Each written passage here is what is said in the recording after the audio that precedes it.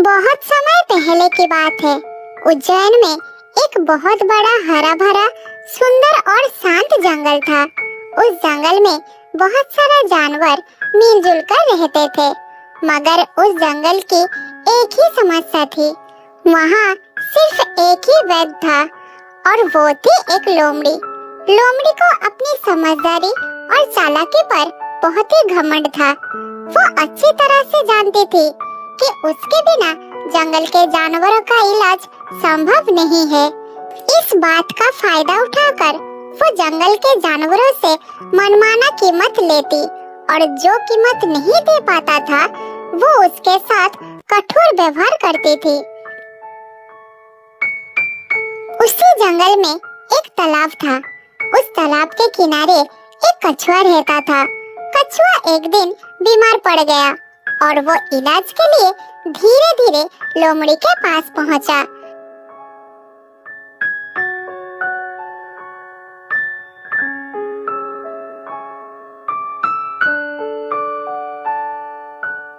लोमड़ी के पास पहुंचकर कछुआ धीरे धीरे बोला, वैद्य जी, कई दिनों से मेरे पैरों में बहुत दर्द है।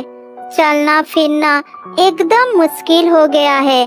कृपया आप मेरी इलाज कीजिए, कुछ दवाई दीजिए, नहीं तो मैं दर्द के मारे मर जाऊंगा।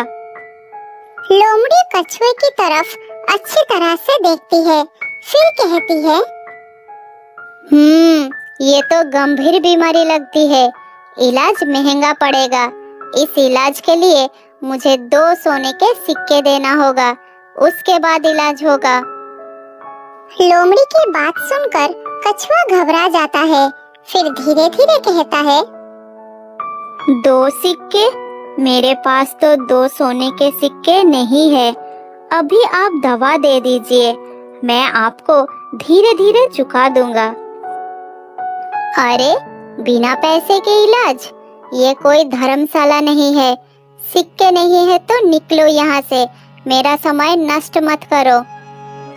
लोमड़ी की बात सुनकर कछुए के आंखों में आंसू आ गए। वो भारी मन से वहाँ से चला जाता है। धीरे धीरे चलते चलते कछुआ अपने दोस्त हिरन और कौवे के पास पहुँचता है। कछुए को दुखी देखकर हिरन कहता है, क्या हुआ दोस्त, तुम इतने दुखी क्यों हो? क्या हुआ है बताओ। क्या बताओ दोस्त, मैं अपने इलाज के लिए लोमड़ी वैद्य के पास गया था, मगर मेरे पास पैसा ना होने के वजह से मुझे दवाई ना देकर वहाँ से भगा दिया, इसलिए मैं दुखी हूँ दोस्त। कछुए की बात सुनकर कौवा गुस्से में कहता है, क्या तुम्हें उसने भगा दिया? ये बहुत गलत बात है। ये लोमड़ी जंगल में सेवा के नाम पर व्यापार कर रही है। शांत रहो कौवा भाई, लोमड़ी का इलाज गुस्से से नहीं बुद्धि से करना होगा। लालच का इलाज भी लालच से ही होता है। फिर तीनों दोस्त मिलकर एक योजना बनाई। योजना के मुताबिक कौवा पूरे जंगल में ये खबर फैला दी कि दूर देश से एक महान वैद्य आने वाला है जिसकी दवाइयाँ अद्भुत है। ये खबर कुछ ही दिनों में लोमड़ी तक भी पहुंच जाती है।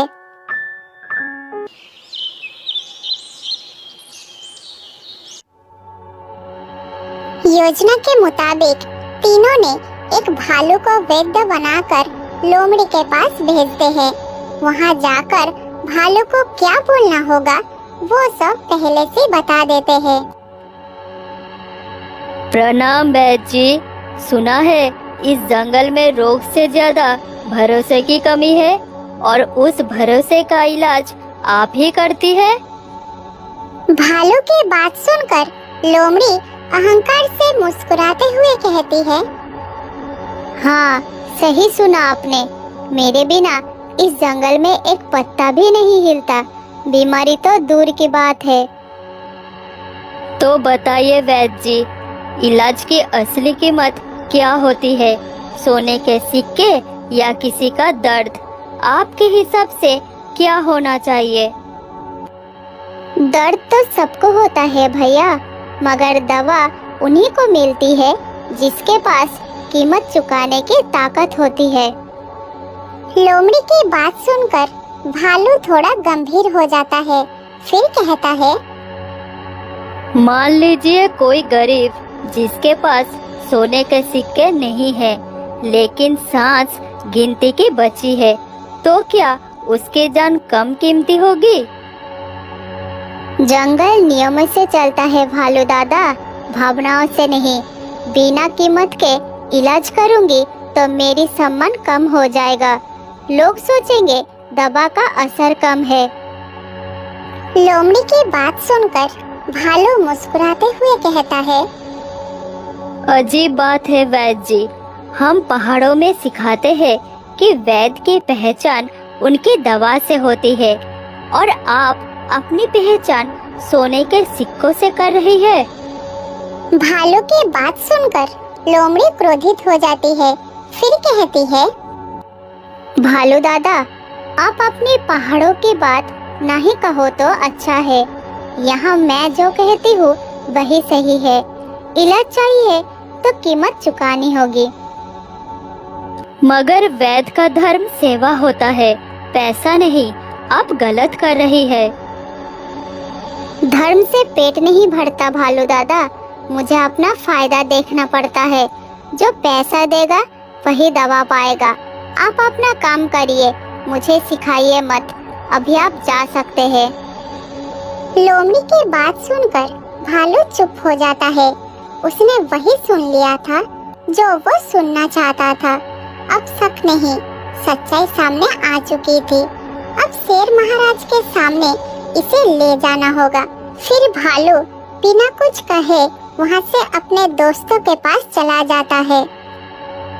अपने दोस्तों के साथ बात करके भालू सीधा शेर महाराज के पास पहुँच जाता है।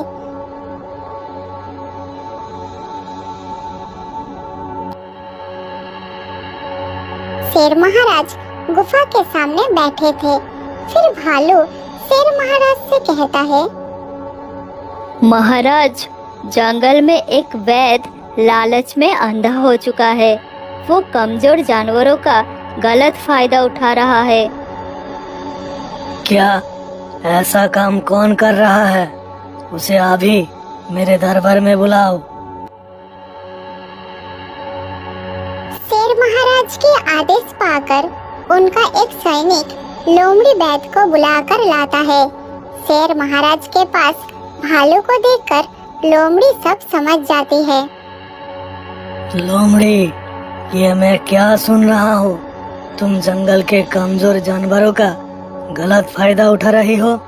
अगर कोई जानवर पैसा ना दे पाए तो क्या तुम उसका इलाज नहीं करोगी? नहीं महाराज, ये बिल्कुल झूठ बात है। मुझ पर कोई गलत इल्जाम लगा रहा है। मैं सभी जानवरों का इलाज करती हूँ। नहीं महाराज, वैद्य जी झूठ बोल रही है। मैं अभी कछुए को बुलाकर लाता हूँ। इतना कहकर भालू कछुए को बुलाने के लिए चला जाता है। थोड़ी देर बाद कछुए को साथ लेकर वापस भी आ जाता है। फिर कहता है,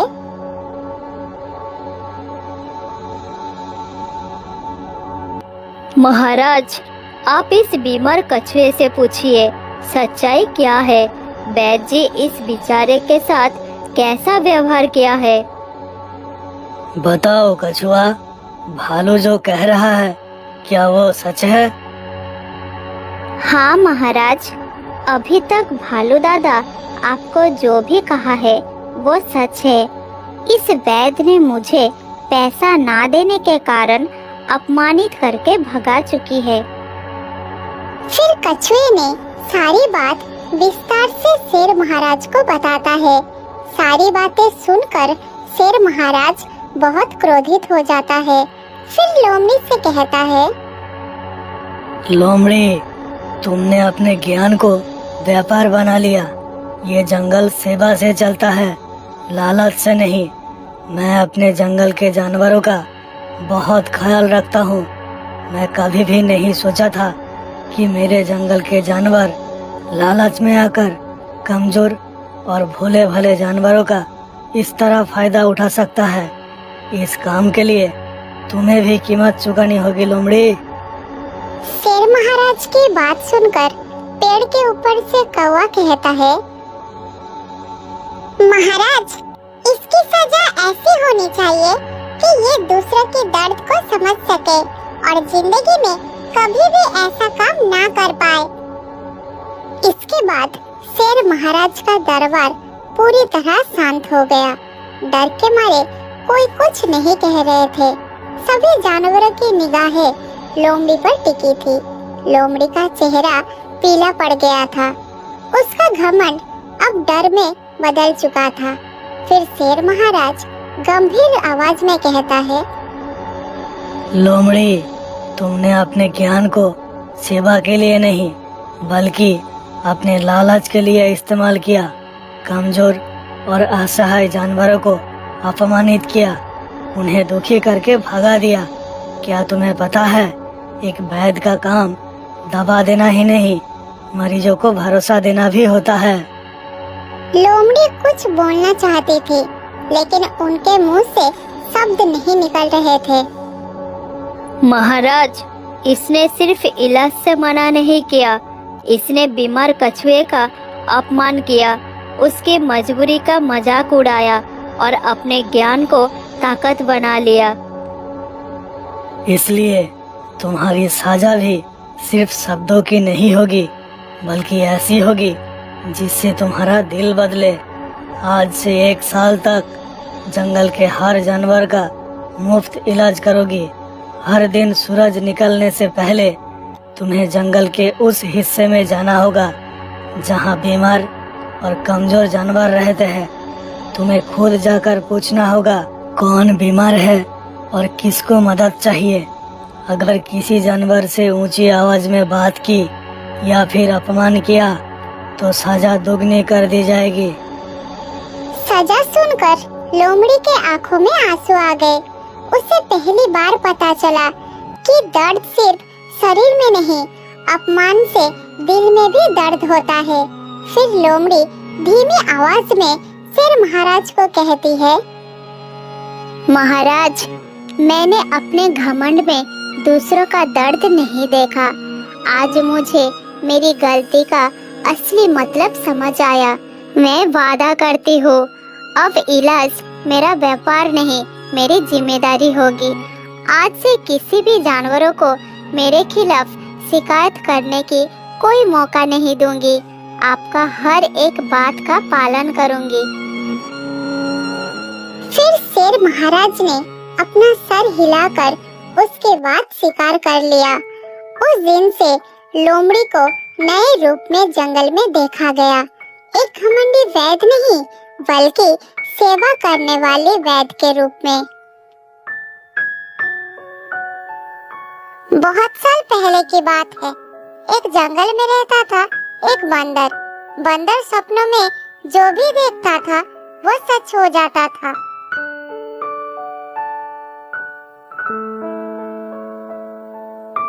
एक दिन वो पेड़ के डाली पर सो रहा था। तभी उसे एक अजीब सा सपना आया।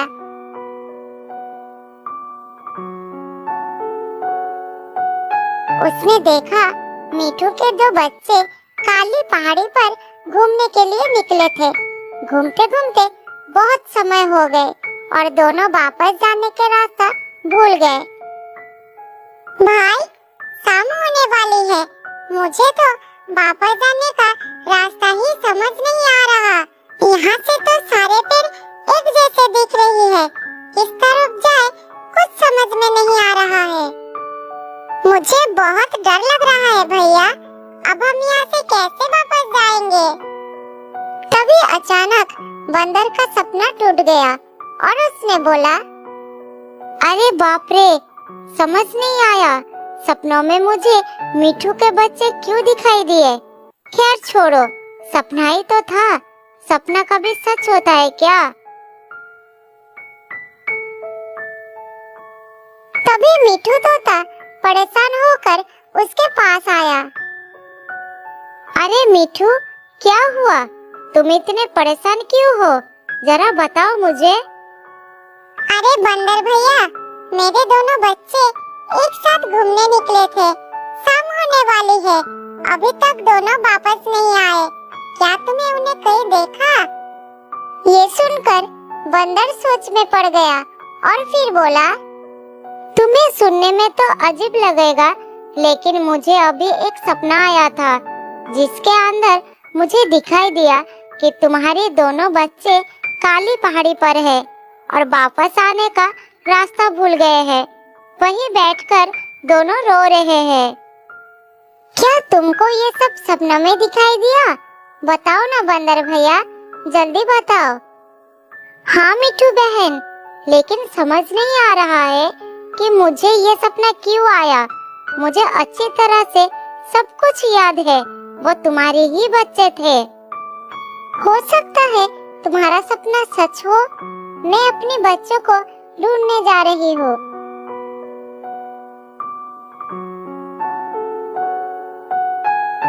ये कहकर मिठू वहाँ से उड़ गई और तेजी से उड़कर काली पहाड़ी पर पहुँच गई।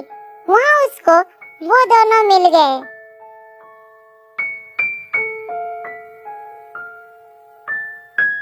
तुम दोनों जल्दी से मेरे साथ चलो और कभी भी इस पहाड़ी पर मत आना। फिर तीनों उड़कर बंदर के पास पहुँचे। शुक्रिया बंदर भाई, तुम्हारे सपनों के मदद से ही मैं अपने बच्चों को वापस पा सकी। तुम्हारा बहुत बहुत धन्यवाद। अब मैं बच्चों को लेकर घर जा रही हूँ। ये सुनकर बंदर को यकीन नहीं हुआ। फिर मीठू अपने बच्चों को लेकर चली गई।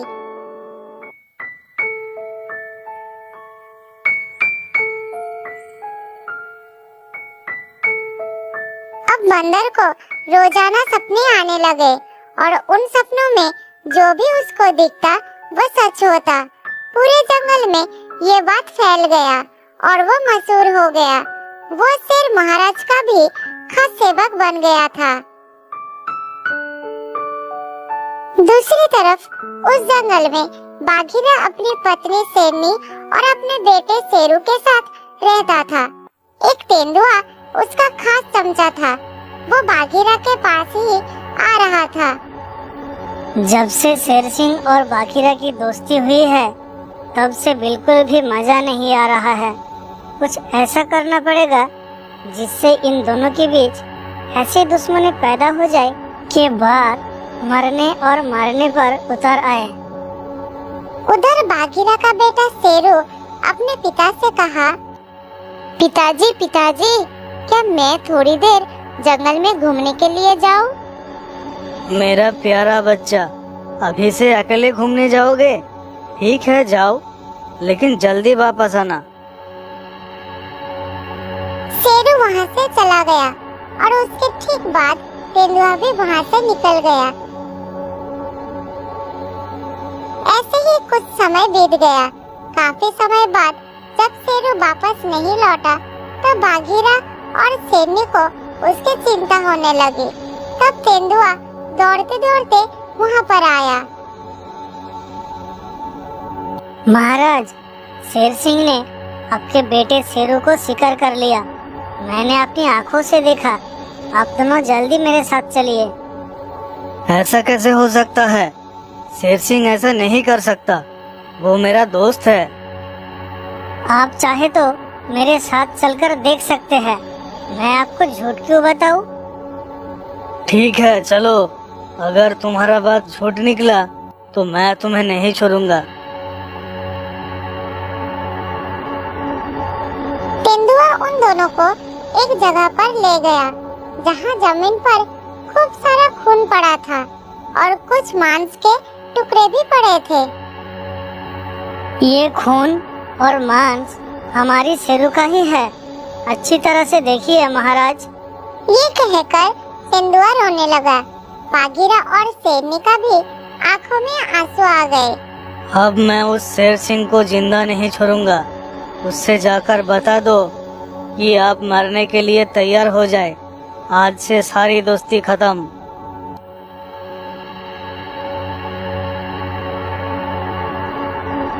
सुनकर तेंदुआ शेर सिंह के पास पहुंचा और बोला, महाराज, बाघीरा और उसकी पत्नी आपके ऊपर हमला करने वाले हैं।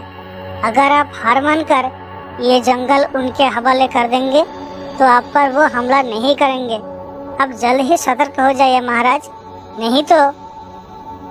ये सुनकर शेर सिंह को गुस्सा आ गया और बोला, शेर सिंह किसी हमले से नहीं डरता, आने दो उनको, मैं भी तैयार हूँ। उधर बंदर पेड़ के डाल पर सो रहा था।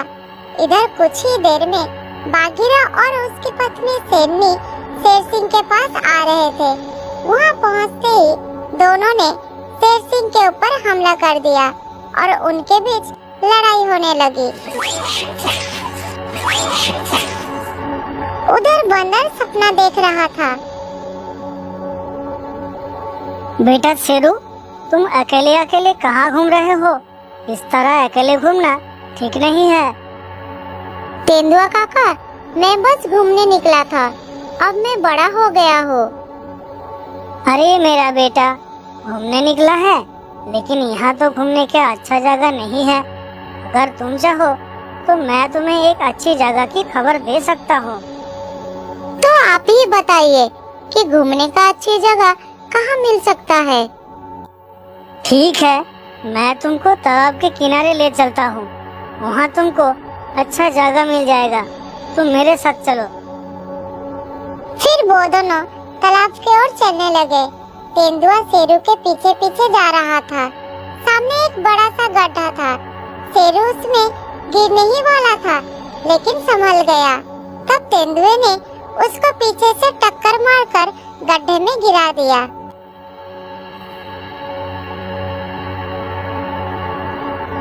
अब होगी बाघीरा और शेर सिंह के बीच लड़ाई।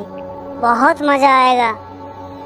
इतना सपना देखने के बाद अचानक बंदर की आँख खुल गई और उसने देखा शेर सिंह और बाघीरा के बीच भयानक लड़ाई चल रहा है।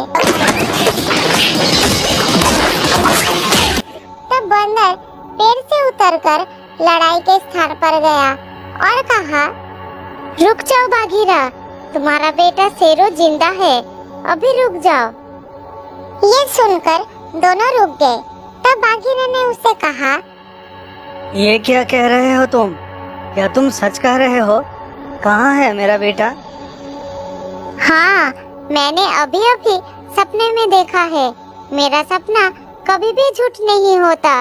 तेंदुए ने तुम्हारे बीच लड़ाई करने के लिए शेरू को एक गड्ढे में गिरा दिया और तुमको किसी और जानवर की लाश दिखाकर ये बोल दिया कि शेर सिंह ने शेरू का शिकार की है। ये सुनकर तेंदुआ बहुत डर गया। बाघीरा ने उसकी तरफ गुस्से भरी आंखों से देखा और बंदर से कहा, बंदर भाई, अगर तुम उस गड्ढे के बारे में जानते हो तो अभी वहाँ पर मुझे ले चलो। उसके बाद ही पता चलेगा कि सच क्या है। ठीक है, चलो, मैं तुम्हें उस जगह पर ले चलता हूँ। उसके बाद वो सभी उस गड्ढे की तरफ चलना शुरू किया। बंदर आगे आगे चल रहा था और बाकी सब पीछे पीछे। तेंदुआ भी उसके साथ जा रहा था और जैसे जैसे गड्ढा करीब आ रहा था, तेंदुए की हालत खराब हुई जा रहा था, लेकिन वो अब वहाँ से भाग भी नहीं जा सकता था। फिर गड्ढे के पास पहुंचकर सबने गड्ढे के अंदर शेरू को देखा। बाघीरा बहुत खुश हो गया और उसने गड्ढे के अंदर कूद गया। चलो बेटा, अब तुम मेरी पीठ पर चढ़कर ऊपर उठने की कोशिश करो।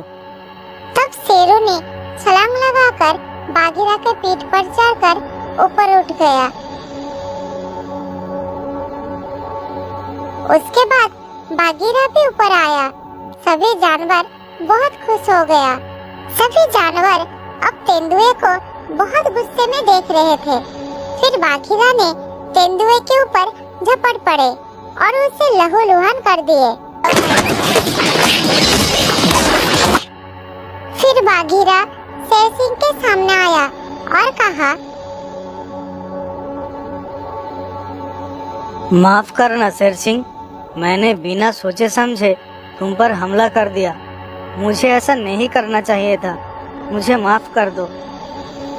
तुम्हारी कोई गलती नहीं है बाघीरा। अगर मैं भी तुम्हारी जगह होता तो मैं भी ऐसा करता। सारी गलती इस चापलूस की थी। मुझे माफ कर दीजिए महाराज, मैं फिर कभी ऐसा काम नहीं करूंगा। मुझे अपनी गलती सुधारने का एक मौका दीजिए। माफ कर दो? तुझे क्या लगता है ऐसा घिनौना काम करने के बाद मैं तुझे माफ कर दूंगा? तू हमेशा के लिए इस जंगल को छोड़कर चला जा, नहीं तो मैं तुझे मार दूंगा। फिर तेंदुआ उस जंगल को छोड़कर चला गया। उसके बाद वो तीनों वहाँ से अपने जंगल वापस चले आए। शेर सिंह ने बंदर का शुक्रिया अदा किया, क्योंकि उसी की वजह से इतनी बड़ी मुसीबत टल गई। बंदर को अभी भी सपने आते हैं और वो अपने सपनों के जरिए इसी तरह जानवरों की मदद किया करता है।